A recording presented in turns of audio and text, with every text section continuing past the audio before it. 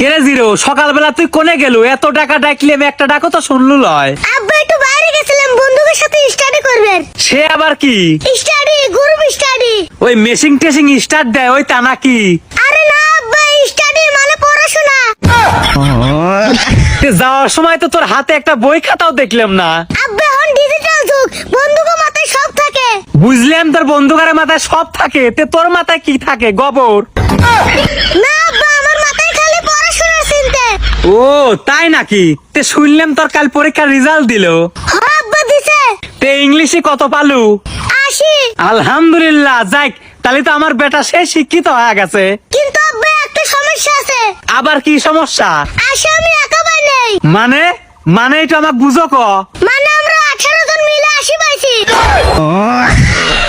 তোক পাইস কি আমি? আব্বা একটু ঠান্ডা হও, ঠান্ডা হও। ডাক্তার কাছে বেশি রাগ করলে পিছাল পারে। তে গণিতে কত পাইছু? আব্বা গণিতে আমি ডবল সেঞ্চুরি করছি। 100 মার্কের মধ্যে তুই ডবল সেঞ্চুরি কেবা করে করলু? আব্বা দুইটা গুল্লা পাইছি। গুল্লা পাইছু মানে? তোক তো আমি আজকে হ্যাঁ আব্বা, মারো মারো। তুমি ইতিহাস ঘাটলে দেখতে পারবে, বড় বড় বিজ্ঞানীরা সবাই ফেল করছে।